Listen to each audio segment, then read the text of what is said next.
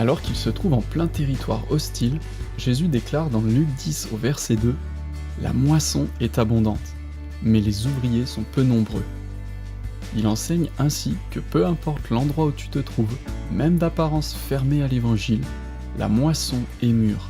Tout ce qui manque pour la récolter, ce sont simplement des ouvriers formés et équipés.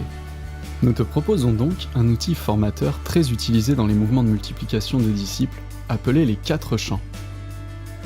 Comme un semeur connaît précisément les tâches qu'il a à accomplir pour arriver à la moisson, tu as besoin de connaître clairement chacune des phases qui t'amèneront à former des disciples qui, eux-mêmes, les reproduiront à leur tour. L'outil des 4 champs nous aide à comprendre le processus général qui conduit à une moisson de disciples, d'églises et de leaders. Il te permettra d'évaluer là où tu en es dans la mission que Jésus te confie. Prenons une feuille de papier et divisons-la en 4 parties. Chacune des parties correspond à une phase spécifique dans le processus de multiplier des disciples. À chacune d'elles, des actions apostoliques spécifiques seront à réaliser. Premièrement, aller et aimer. Deuxièmement, annoncer la bonne nouvelle. Troisièmement, former des disciples. Quatrièmement, former des groupes de disciples et des églises. Dans la première phase, nous prions intensément pour ceux qui ne sont pas encore dans son royaume, seuls mais aussi avec nos amis. Nous allons établir intentionnellement des relations que nous prendrons soin de poursuivre. Nous aimons et bénissons concrètement notre voisinage. La vidéo Takar Toikos est un outil qui pourra t'aider dans cette phase.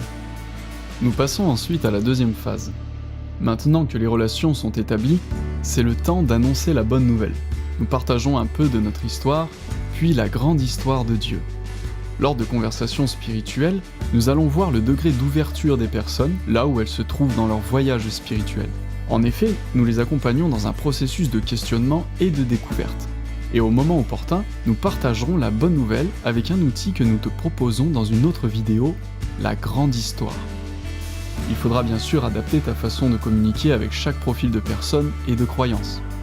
Rappelons-nous aussi, pour espérer récolter abondamment, nous devrons semer abondamment. Les personnes avec qui nous partageons la grande histoire de l'évangile ont généralement 3 types de réactions. Pour les schématiser, utilisons l'image d'un feu de circulation tricolore. Rouge, je ne suis pas intéressé. La personne est fermée, indifférente ou opposée. Orange, je ne suis pas prêt, mais cela m'intéresse. L'intérêt de la personne est relatif, mais elle est peut-être prête à en savoir un peu plus. Vert, je veux en savoir davantage. Après avoir tenté quelques approches sur le sujet du spirituel, tu peux déterminer le niveau d'intérêt d'une personne et reconnaître si elle cherche Dieu. Si c'est le cas, tu peux alors l'inviter de manière informelle à poursuivre vos discussions en suggérant de le faire avec son entourage intéressé, car la plupart du temps, les chercheurs de Dieu sont des personnes qui s'entourent de gens avec qui elles partagent déjà ce sujet. Ce sera votre premier groupe de découverte où, ensemble, vous explorerez la Bible et découvrirez les réponses qu'elle apporte à des questions importantes sur le monde, sur Dieu et sur nous-mêmes. Une vidéo intitulée « Les groupes de découverte » explique son fonctionnement en détail. Dans la troisième phase du processus, nous formons des disciples. Le Saint-Esprit commence à donner vie à la semence que nous avons placée dans le cœur de ceux vers qui Jésus nous envoie.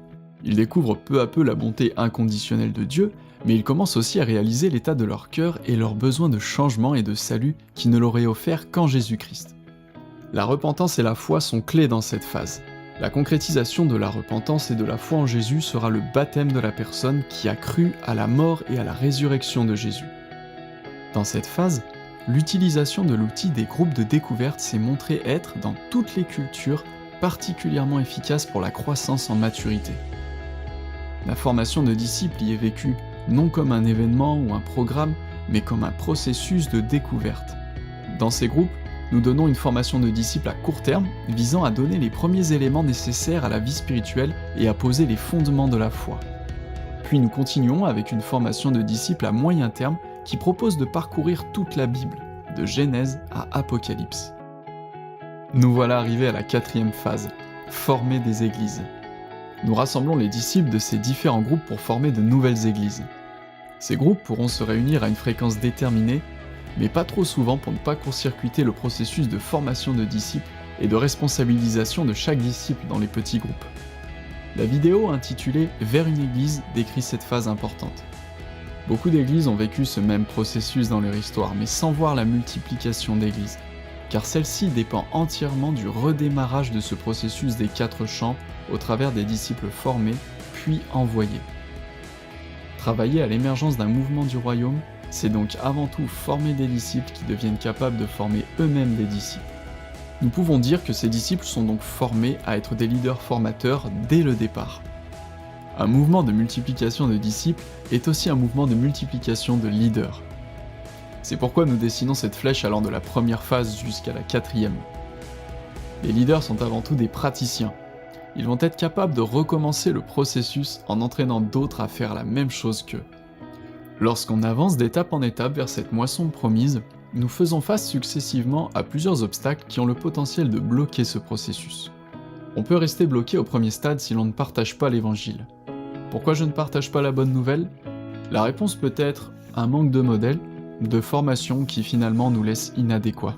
Penser à tort que travail et mission sont complètement séparés, un manque de temps, la peur du regard des autres, de ne pas être politiquement correct, l'idée que cela est réservé à des spécialistes de l'évangélisation, un manque de compassion pour ceux qui sont loin de Dieu.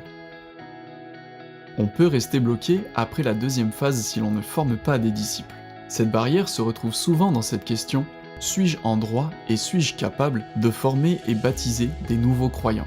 Jésus y répondit clairement juste avant son départ en mandatant les 12 et tous les futurs disciples du monde entier en déclarant « Allez, faites des disciples, baptisez-les, montrez-leur comment obéir à tout ce que je vous ai prescrit. » Matthieu 28, verset 18.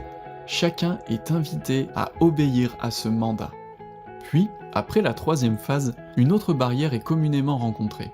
Elle peut se résumer à cette question: qu'est-ce qui peut être appelé Église ?